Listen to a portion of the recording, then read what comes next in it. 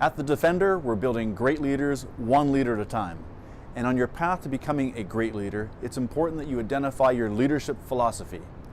I'm Gregory Wade, you're watching The Defender.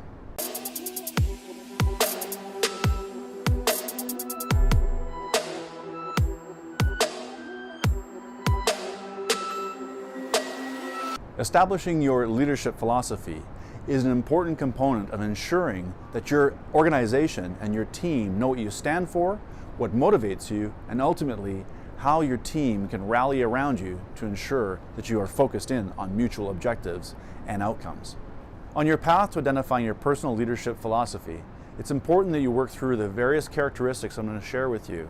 I'm going to give you some examples that will help you to identify where you stand and what your values are from a leadership perspective. So the first is, do you err more on the side of driving profit versus purpose and values? Or are you somewhere in the middle?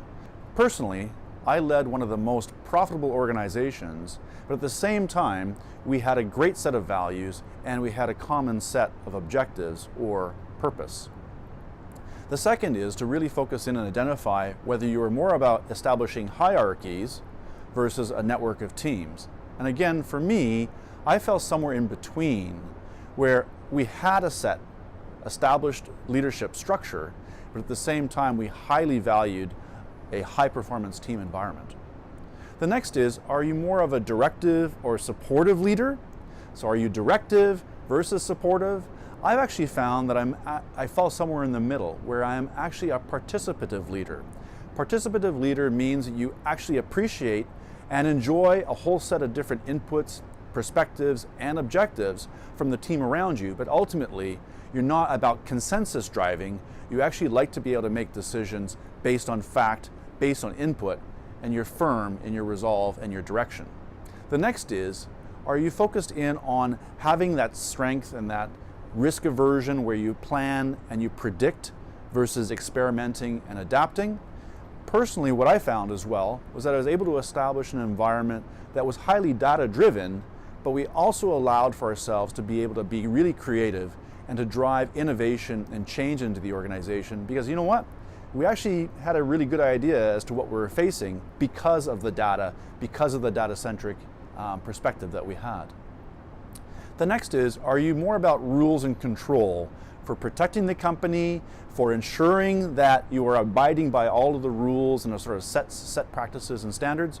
Or are you more open to establishing trust and using that trust for guidance and really placing that emphasis and importance on the employees and your team around you so they'll do the right thing?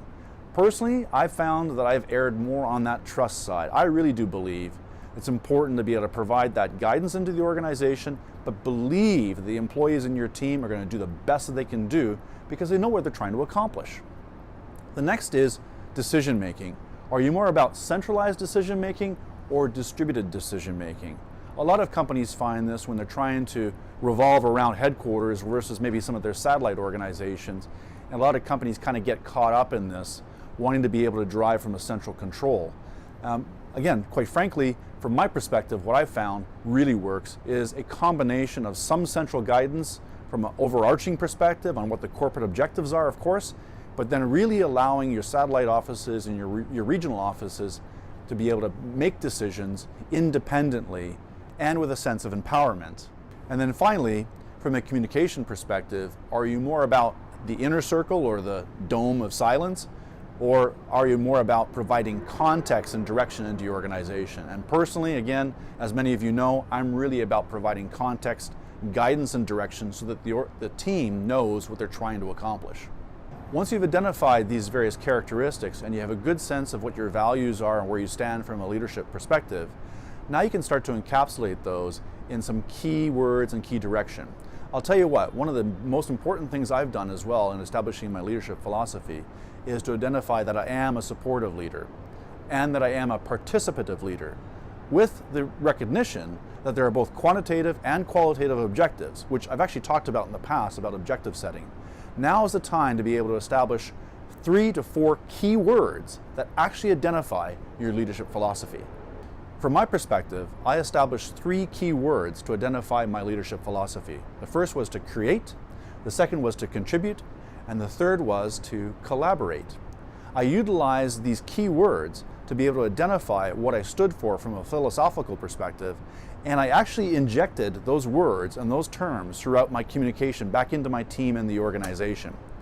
Whether it was through town halls, whether it was through fireside chats, whether it was through direct communication back into the organization, I wrapped those key philosophical elements back into what I was communicating and what I wanted to try and accomplish as a team and as a company. At the end of the day, what the team knew was that they had a participative leader leading the organization who was focused in on quantitative and qualitative objectives, but while wrapping in key values and key principles to help underpin that leadership philosophy. On your path to establishing your personal leadership philosophy, comment below with your leadership values, and don't forget to subscribe to my YouTube channel. I really do appreciate all your support. Thanks again for watching. This is The Defender.